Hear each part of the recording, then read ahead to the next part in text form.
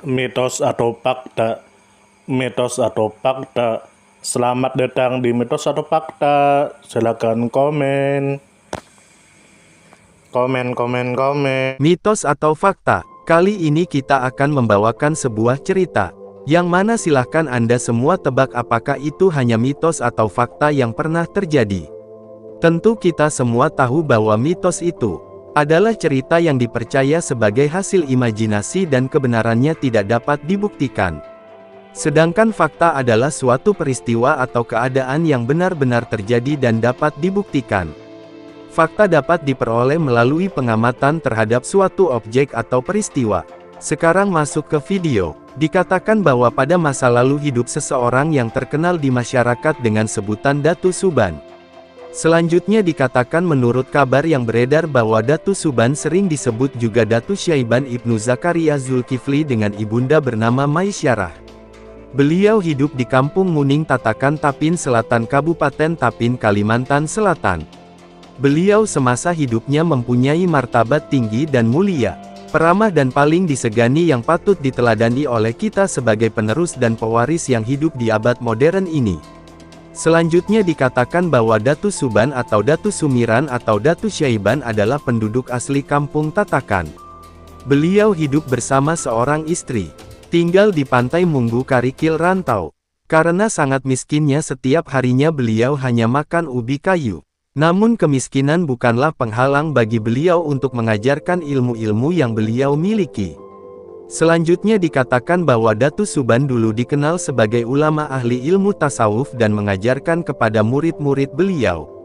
Selain ahli ilmu tasawuf, beliau juga dikatakan sebagai ahli dalam bidang ilmu lain seperti 1. Ilmu kebal, 2. Ilmu kabariyat, 3. Ilmu berjalan di atas air, 4. Ilmu ma'ali rupa, 5. Ilmu pandangan jauh, 6. Ilmu pengobatan, 7.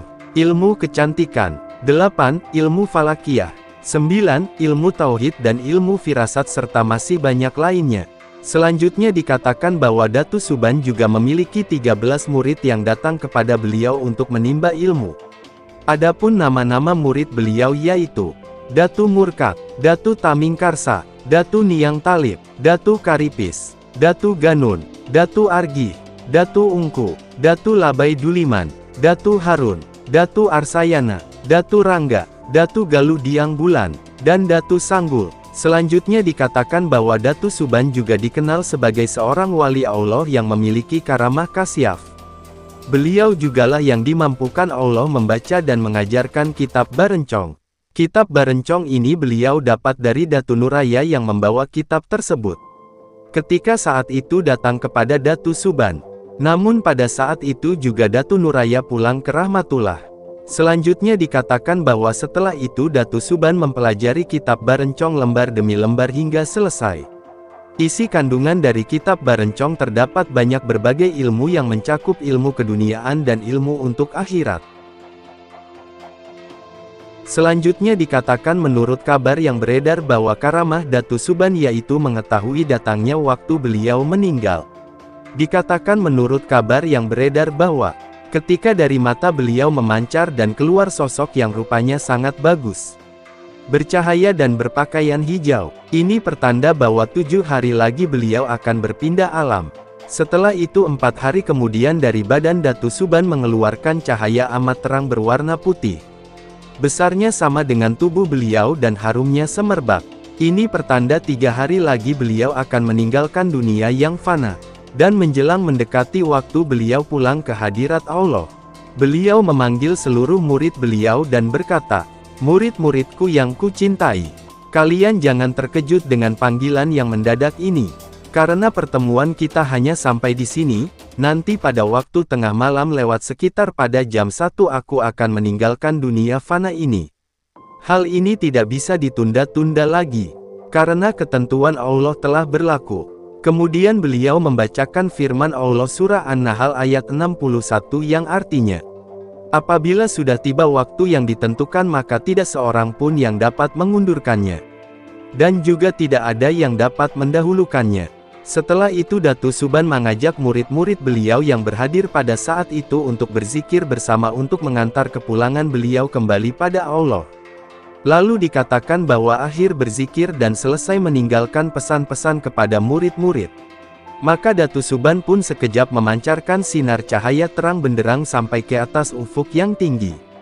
Kemudian lenyap ditelan kemunculan cahaya rembulan. Lalu murid-murid beliau yang menyaksikan kejadian itu, kemudian mengucap, "Inna lillahi wa inna ilaihi rajiun."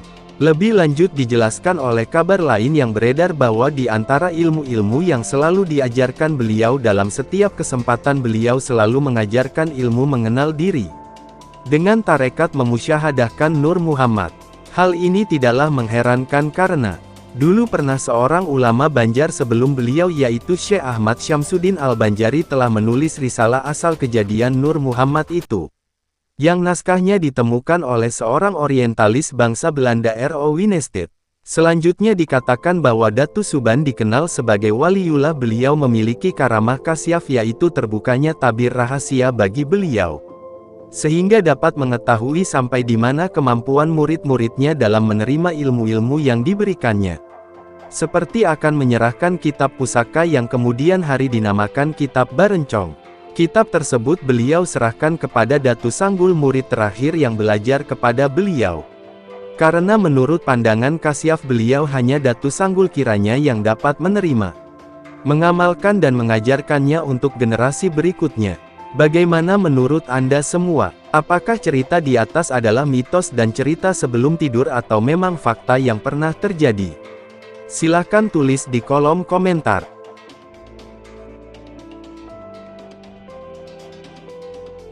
Gimana menurut Anda semua? Apakah itu mitos atau fakta? Jika mitos, silakan tulis di kolom komentar. Dan jika fakta, silakan tulis di kolom komentar.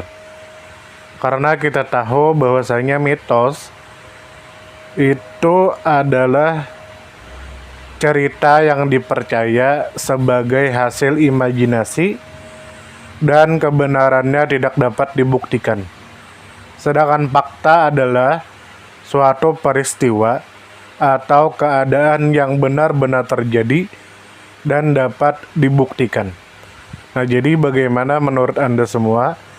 Apakah ini mitos atau fakta? Silakan tulis di kolom komentar.